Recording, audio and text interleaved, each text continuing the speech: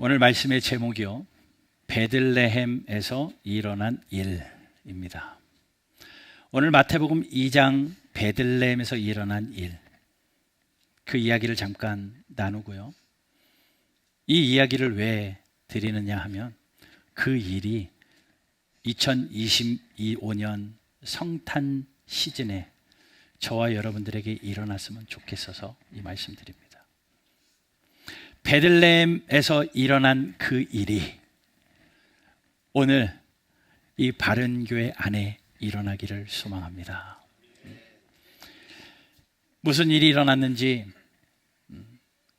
오늘 마태복음 2장을 보게 되면 예수님의 탄생 기사가 쭉 나오죠. 많이 읽었던 말씀이고요. 여러분 충분히 다 아는 말씀들입니다. 특별히 요즘에는 많이 사라졌는데 예전만 해도요, 24일 날 저녁에 크리스마스 이브에 모여서 성탄 전야제 하잖아요. 찬양도 하고 또 새벽송도 돌고 하면서 그렇게 지냈던 그런 시즌들이 있는데 지금은 뭐 다 사라졌죠. 그때 늘 빠지지 않고 등장했던 게 연극입니다. 성극입니다. 아마 고개 끄덕이신 분들은 다 그 성극을 하시고 보셨을 겁니다. 저도 초등학교, 중학교 지나면서 참 많이 하고 봤습니다. 그런데 그 성극에 늘 등장하는 배경이 오늘 본문이에요. 동방박사 세 사람이 나오고 예수님이 나오고 요셉이 나오고 마리아가 나오고 천사가 나오고, 그런데 늘 보면요, 그 성극하는 사람들 중에서 제일 잘생기고 똑똑하게 생긴 사람은요 늘 요셉을 해요. 제일 숙녀 같고 제일 아리따운 여자들은요 늘 마리아예요. 캐스팅 전쟁이 말이 아닙니다. 자기도 요셉하고 싶고 나도 마리아 하고 싶은데, 그리고 수더분하고 그냥 참 인자하게 생긴 사람은 늘 여관방 아저씨하고, 조금 못되게 생겼다 하면 늘 헤롯하고 정해져 있었습니다. 여러분 저는 뭐 했을 것 같아요? 헤롯 했을 것 같아요. 저도 요셉하고 싶죠. 저도 요셉하고 싶죠. 나름 괜찮다고 생각했는데 한 번도 안 시켜줘요. 그런데 저는 뭘 했냐면요, 큰 별이었어요. 큰 별. 대사 한마디도 없습니다. 큰 별 들고 이렇게 제가 큰 별이었습니다. 우스개로 말씀드렸는데 그 장면을 좀 한번 떠올리시라는 겁니다. 그 연극의 장면이요. 오늘 본문을 좀 들어가 보면요, 이 연극의 세 무대가 그려집니다. 첫 번째 무대는요, 동방의 박사들이 자기가 살고 있는 그 서쪽에서 예루살렘을 향하여, 동쪽을 향하여 뚜벅뚜벅 걸어오는 그 광경. 자기가 살던 고향을 등지고 예루살렘을 향하여 가는 그 광경이 첫 번째 배경입니다. 첫 번째 무대.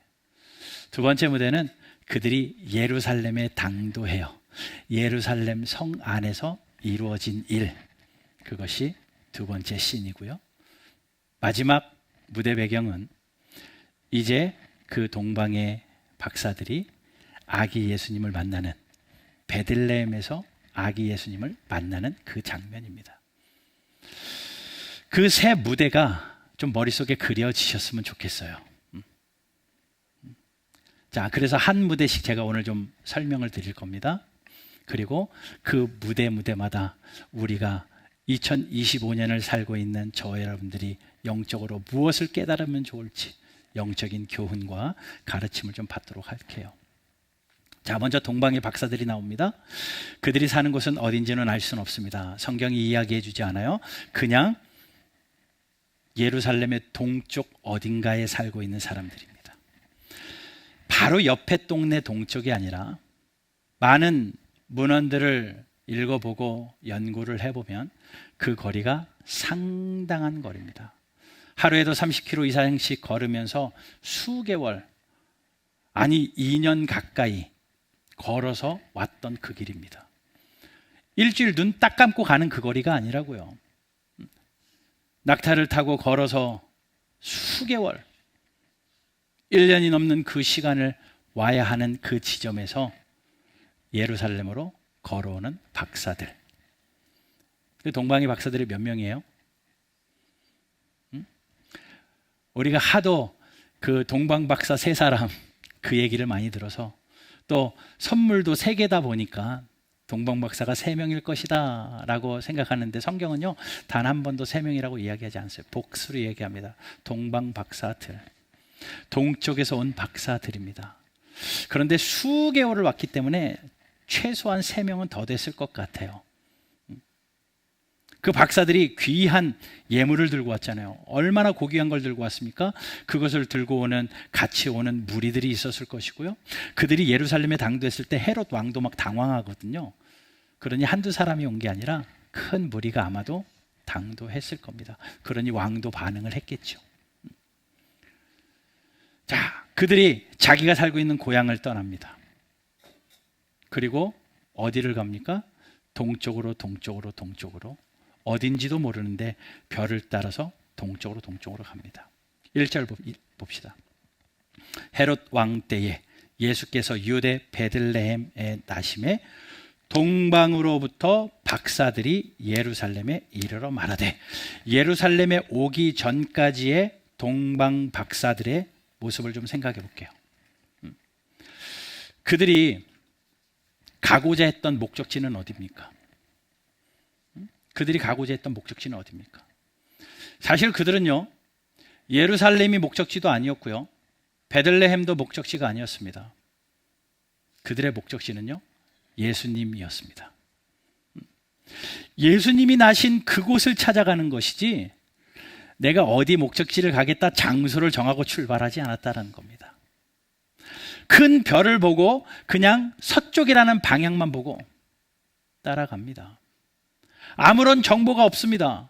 예수님에 대한 정보가 하나도 없습니다. 그냥 별만 보고 희미한 정보, 아, 구주 예수님이 나셨을 것이다 라는 희미한 정보 하나만 가지고 갑니다.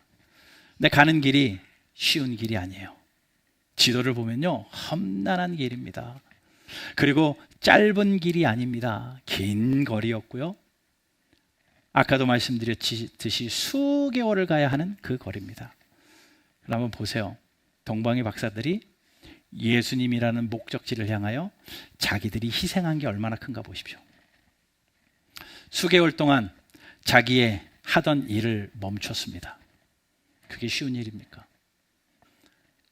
한 달만 일을 멈춰도 피해가 이만저만이 아닌데 수개월을 예수님 만나겠다고, 목적지인 예수님을 찾아가겠다고 내려놓습니다. 어쩌면 수개월을 떠나와야 하기 때문에 가족들과 이별하는 시간도 분명히 있었을 겁니다. 자기의 시간도 들여야 했었을 거고요.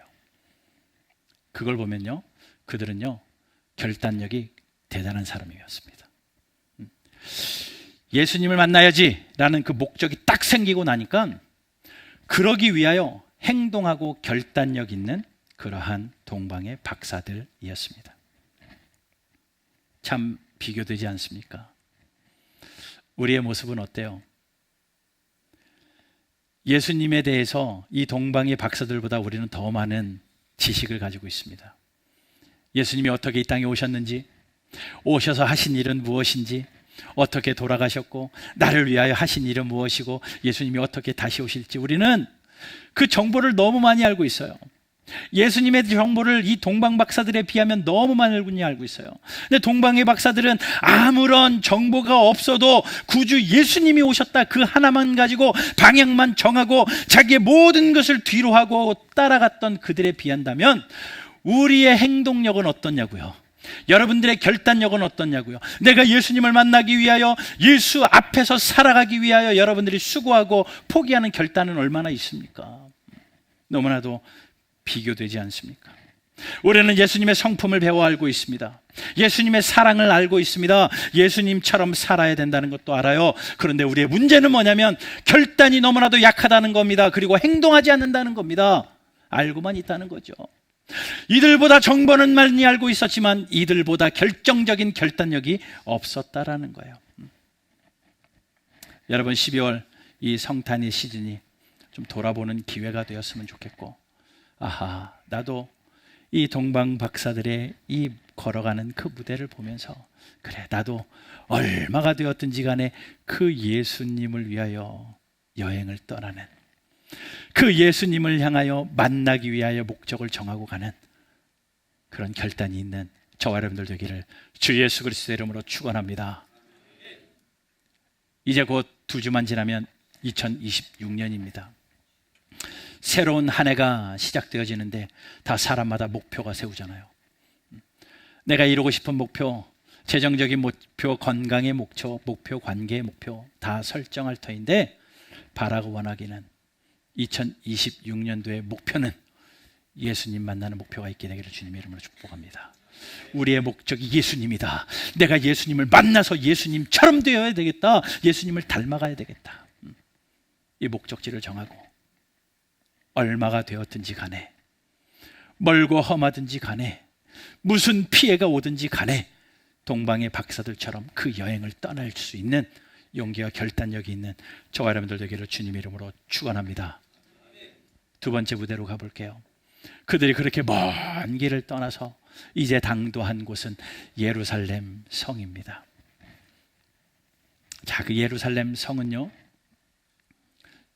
헤롯 왕도 있었지만 정말 성경에 능통한 종교 지도자들도 있었고, 또 그 나라에 날고 긴다는 유명한 박사들이 다 모여 있었을 것입니다. 그러니 동방의 박사들이 기대가 있는 거죠.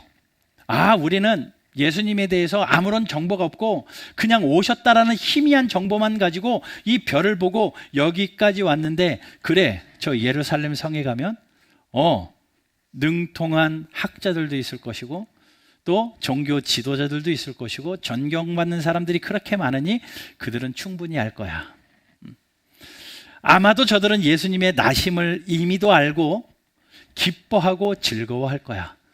그곳에 가서 물어봐야 되겠다라고 생각을 했을 겁니다.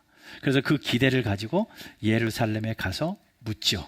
1절 후반부를 보세요. 박사들이 예루살렘에 이르러 말하되 유대인의 왕으로 나신 이가 어디 계시냐?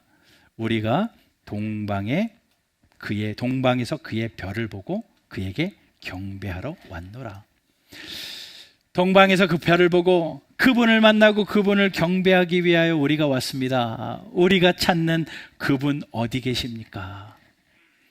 모르는 사람에 물어보는 게 아니라 당연히 알 수 있는 사람들이 모여있는 그 예루살렘 성에 와서 묻기 시작을 하는 거예요.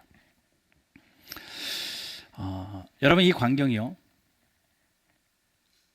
그 물음에 어떻게 답변하냐면요, 3절 보세요. 3절 한번 읽어봅시다. 3절 시작. 예, 듣고 소동합니다. 왜냐하면 모르는 거예요. 예수님이 오셨어? 구약에 예언된 예수님이 오셨어? 서로 모르는 겁니다. 아마도 동방의 박사들은 그들은 알고 이미 즐거워하고 잔치가 벌어질 거라고 생각했는데, 그래서 우리에게 그 예수님을 소개해 줄 줄 알고 왔는데, 정작 그 안에 있는 종교 지도자들, 그 백성들, 그 왕들은요, 몰라서 소동이 벌어진 거예요. 여러분, 이 광경이요, 이 모습이요, 지금의 교회와 너무나도 오버랩이 됩니다. 믿지 않는 사람들은요, 교회는 다르겠지. 믿지 않는 사람은 교회 가면 예수님을 만날 수 있고 예수님을 볼 수 있겠지. 그런 기대만을 가지고 교회에 찾아왔는데, 교회 안에서 예수님은 없고 소동이 일어나는 거죠. 너무도 우리의 교회와 닮아 있는 그런 모습들 아닙니까?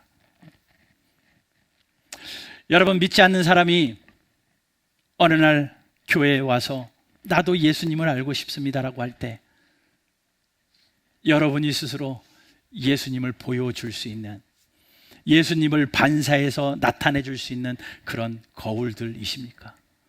우리는 그리스도의 향기고 편지라고 성경은 이야기하는데, 그분들에게 예수의 향내를 내줄 수 있고 예수 그리스도의 그 편지를 읽어줄 수 있는 그러한 성도 맞냐고요? 아니면 헤롯 왕처럼 종교 지도자들처럼 당황하고 있는, 소동하고 있는 그 모습은 아니냐고요? 한번 이렇게 생각해 봅니다.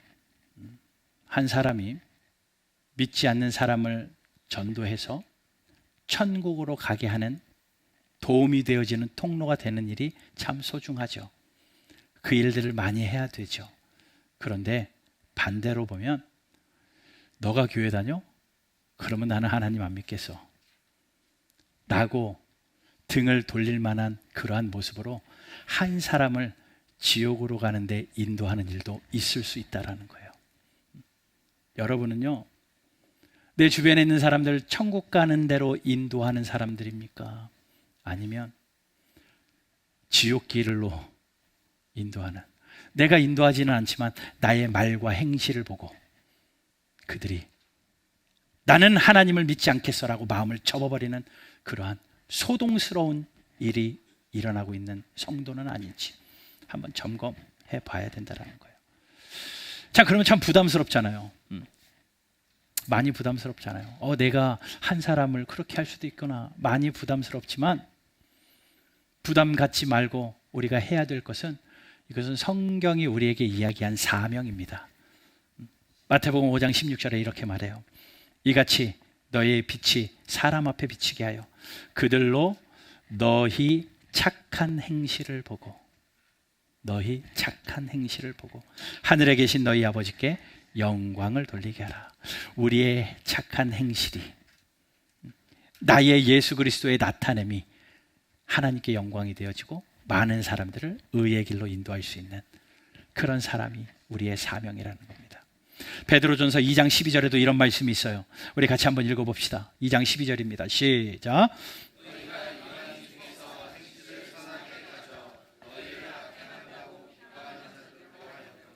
너희 선한 일을 보고 오시는 날에 하나님께 영광을 돌리게 하려. 너희 선한 일을 보고 하나님께 영광, 동일한 말씀 아닙니까? 그러니 세상 사람들 앞에 우리가 예수님을 보여주는 사람이 돼야죠. 예수님을 드러내는 사람이 되어죠. 소동하는 사람이 아니라, 잘 모르겠는데, 어떻게 하는지 모르겠는데, 이것이 아니라 예수 그리스도의 복음을 전할 수 있고 삶으로 복음을 말할 수 있고 말과 행실이 예수님다운, 성품이 예수님다운 그러한 삶을 살아야 된다는 겁니다. 이게 우리의 사명입니다. 여러분 주변에 수많은 사람들을 당황하게 하는 그리스도인이 아니라 사명 감당하여 의의 길로 인도하는 하늘의 별과 같은 그리스도인들 되시기를 주 예수 그리스도의 이름으로 축원합니다. 나 때문에 예수님에 대해서 마음이 열릴 수도 있고, 나 때문에 예수님에 대해서 마음에 다칠 수도 있음을 알고 내가 나의 삶을 살필 줄 아는 그런 성탄 시즌이 되었으면 좋겠어요. 자, 그 소동이 일어난 그 예루살렘 성 안에 두 사람의 반응이 보입니다. 먼저는 헤롯 왕입니다. 헤롯 왕이 그 질문을 받자마자 박사들을 모아놔요. 자기는 모르거든요. 지금 왔는지도 모르고 태어났는지도 몰라요. 그러니 알만한 박사들, 종교 지도자들을 모읍니다. 그리고 어디서 나겠느냐라고 그 이유에 물어봐요. 그랬더니 종교 지도자들이 베들레헴입니다 라고 이야기해요. 그런 이제 정보를 들었어요. 아, 베들레헴에서 나는구나. 그래서 박사들을 불러 모아놓고 이야기합니다. 베들레헴에서 납니다. 가서 베들레헴에 가서 샅샅이 뒤져서 아기 예수님을 찾거든. 그 아기 예수님을 나도 경배해야 되니까 나 어디에 계신지 나에게도 알려주시오 라고 박사들에게 부탁해요. 정말 그랬을까요? 정말 예수님을 경배하고 싶어서 부탁하는 걸까요? 12절 13절 또 그 이하도 읽어보면 아니요, 아기 예수님을 죽이려는 마음으로. 왜 죽이고 싶었을까요? 왜 왕인데 아기 예수를 죽이려고 할까요? 세상의 왕으로 오신 메시아 예수 그리스도가 이 땅에 오시면 그 메시아로서의 그 왕좌가 회복되어지는 것을 알기에, 구약의 그 이야기들 들으며 알기에 이 헤롯 마음속에 무엇이 있었냐면, 내 왕의 자리는 빼앗기고 싶지 않아. 나는 여전히 왕이고 싶고 메시아가 오셔서 왕의 내 자리를 내어줄 수 없어 라는 그 마음이 헤롯 왕에게 있었기 때문에 자기의 왕좌를 뺏기기 싫어서 그 아기 예수를 죽이려고 합니다. 그러니 아기 예수님이 나셨다는 그 이야기에 시큰둥해요. 왜? 내 자리를 뺏길 것 같거든요. 여러분, 이 모습이요, 지금을 살고 있는 저와 여러분들의 마음의 심령 가운데 은근히 있다는 것 아십니까? 기쁨의 복음의 하나님의 말씀이 우리의 귓가에 들려졌는데요, 시큰둥해요. 하나님의 말씀에서 기쁨이 회복되어지고 하나님의 말씀에서 결단이 일어나기보다는 시큰둥해요. 나는 아니라고 하고 나는 괜찮다고 하지만 내 안에 내가 여전히 내가 주인 되어져서 예수님께 그 자리 주고 싶지 않은 거예요. 여러분, 예수님 믿는다는 게 뭡니까? 예수님을 믿는다는 것은요, 나의 왕의 자리에 예수님을 모신다는 거예요. 나의 주인으로 예수님을 모시고 나는 이제 그 자리에서 내려와서 예수님의 종이 되어 삽니다. 이것이 그리스도인이거든요. 그런데 하나님의 말씀을 들으면 말씀을 언제나 그 자리에서 내려와라 라고 말하고 있으니 그게 싫은 거예요. 나는 여전히 내 삶의 주인이고 싶습니다. 이 돈의 주인도 내가 되고 싶고 내 시간도 내 것이고 내 자녀들도 내 거고 내가 주인 되고 싶습니다. 그런데 이 자리에서 내려오라고요? 라고 하면서 시큰둥한 겁니다. 헤롯과 똑같은 반응이 우리의 심령에서 일어나고 있다는 겁니다. 은연중에 여전히 내가 왕이 되고 싶은, 알고는 있지만 갈팡질팡하는 그런 그리스도인들, 혹시 나는 아닌가? 이 성탄의 시즌에 자신을 한번 점검하십시오. 문제는 종교 지도자들입니다. 왕이 종교 지도자들을 불러다 놓고 아기 예수가 어디서 났냐? 라고 물어보니 그들이 베들레헴입니다. 대번에 대답을 해요. 왜냐? 구약에 예언되어 있거든요. 그래서 미가서의 말씀을 딱 암송한 대로 그들이 이 말씀에 비추어 볼 때에 베들레헴입니다 라고 대답하는데 그게 6절입니다. 또 유대 땅 베들레헴아, 너는 유대 고을 중에서 가장 작지 아니하도다. 내게서 한 다스리는 자가 나와서 내 백성 이스라엘의 목자가 되리라. 이 미가서의 말씀을 딱 인용하면서 우리의 목자 그분은 베들레헴에서 오십니다 라고 이야기해요. 너무나도 정확하게 알고 있었죠. 꿰뚫고 있었죠. 그런데 소름 돋는 건 뭔 줄 아십니까? 예수님을 경배하는 그 자리에는 이 종교 지도자들이 단 한 명도 없었다는 거예요. 아무도 알고는 있었지만 경배의 자리에 간 사람은 단 한 명도 없었습니다. 오히려 희미하게 알고 있었던 동방의 박사들만 그 예수님께 경배하러 갔고, 이 종교의 지도자들은 단 한 명도 예수님을 경배하지 않았다는 거예요. 무슨 이야기입니까? 예수님을 머리로만 알고 있었죠. 예수님을 너무나도 연구해서 너무나도 많이 들어서 예수님에 대해서는 빠삭하게 알고 있었는데 그 지식이 가슴으로 내려와 삶으로 행동되어지지 않고 그냥 그렇게 머물러 있는 종교인들이었습니다.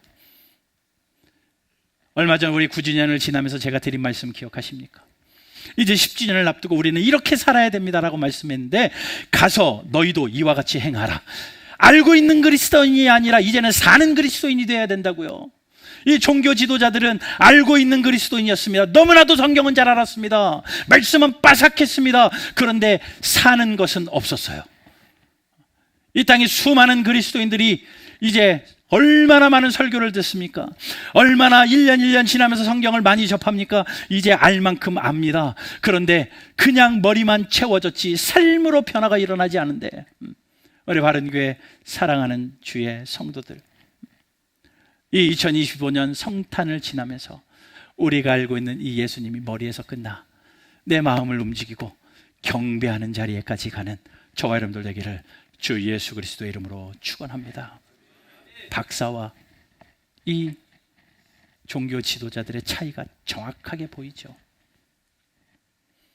이제 세 번째 무대로 가봅시다. 그렇게 해서 동방박사들이 알았어요. 근데 그 순간 9절 보세요.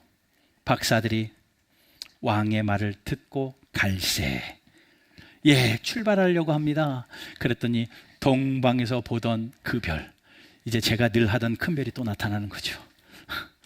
그 별이 문득 앞서서 인도하기 시작을 합니다. 별이 움직이기 시작을 해요.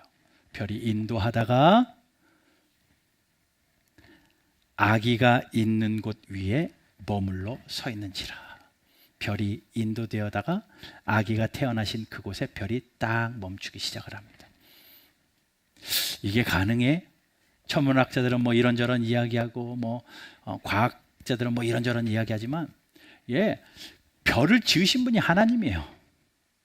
하나님이 얼마든지 그 별을 하나 가지고 크게 만드셔서 끌고 가시는 것 하나님이 얼마든지 하실 수 있습니다. 사람의 눈으로 이해하려고 하고 사람의 이성으로 과학으로 해석하려고 하니까 이것이 헷갈리지, 그냥 그 주체가 하나님이고 하나님이 하셨다 믿어버리면 이것이 충분히 믿어지는 것 아닙니까? 하나님이 그 별을 인도해서 가십니다. 그리고 박사들이 그 별 앞에 섰습니다. 이제 마지막 씬이에요. 거기서 박사들이 뭐 하고 있냐면요, 10절 같이 봅시다. 시작.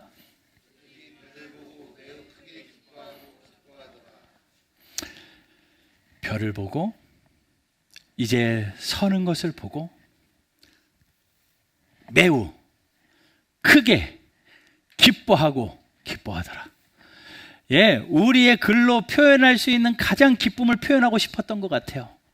그냥 기뻐하더라 이게 아니라 매우 크게 기뻐하더라. 4번이나 계속 반복하면서 그 기쁨을 글로 최대한 표현하는 겁니다. 누가요? 동방의 박사들이요. 그 별을 보고 이제 태어나신 아기 예수님 앞에 서는 것을 보고 나의 목적지인 예수님에게 오니까, 그 예수님을 만나고 나니까, 그분께 경배할 그 시간이 오고 나니까 기뻐하는 겁니다. 매우 크게 기뻐하는 겁니다. 여러분, 이 일이 베들레헴에서 일어났습니다. 그토록 만나고 싶어 했던 그 예수님을 만나자 그 동방에서 온 박사들은 기쁨이 회복되는 겁니다. 그동안 수개월 동안 걸어왔던 그 아픔도 잊어버리고 모든 것을 내려놓고 와서 손에 났는데 그것도 생각나지 않고 가족들도 잠시 잊어버리고 내가 그토록 목적지 삼아 오신 그 아기 예수님을 만나고 나니 매우 크게 기뻐하더라. 여러분, 2025년 12월 25일 성탄절에 그 아기 예수님을 만나고 그 기쁨이 회복되는 저와 여러분들 되시기를 주 예수 그리스도의 이름으로 축원합니다. 다시 만나야 돼요. 한 번 만났다고 끝나는 게 아닙니다. 적당히 예수 믿는다고 끝날 것이 아닙니다. 예수님을 인격적으로 만나십시오. 아는 예수님으로 머리를 만나는 것이 아니라 나의 기쁨을 회복하실 그 예수 그리스도를 인격적으로 만나고 그분과 나의 인생이 동행하여지고 그분과 함께 가는 그 삶이 회복돼야 됩니다. 그 기쁨이 회복돼야 됩니다. 여러분, 이 기쁨은 세상이 주는 기쁨이 아닙니다. 하나님이 주시는 우리 안에서 터져나오는 기쁨인데 그 기쁨이 회복되는 은혜가 있기를 주님의 이름으로 축원합니다. 그러면 그 예수님을 어떻게 만날 수 있는지 이 동방 박사들처럼 하면 돼요. 기다리고 찾고 힘들어도 가고 간절함과 열망으로 그분을 찾으면 됩니다. 성경은 분명히 이야기해요. 예레미야 29장 11절에서 13절입니다. 여호와의 말씀이니라. 너희를 향한 나의 생각을 내가 아나니 평안이요 재앙이 아니니라. 너희에게 미래와 희망을 주는 것이라. 너희가 내게 부르짖으며 내게 와서 기도하면 내가 너희의 기도를 들을 것이요. 13절 같이 시작. 너희가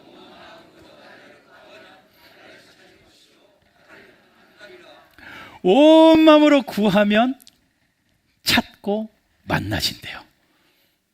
성경에 써 있는 비결입니다. 여러분, 베들레헴에서 일어났던 이 일, 여러분들의 심령에 일어나기를 소망합니다. 온 마음으로 찾으십시오. 나의 목적지는 예수님이다. 나의 목표는 예수님이다.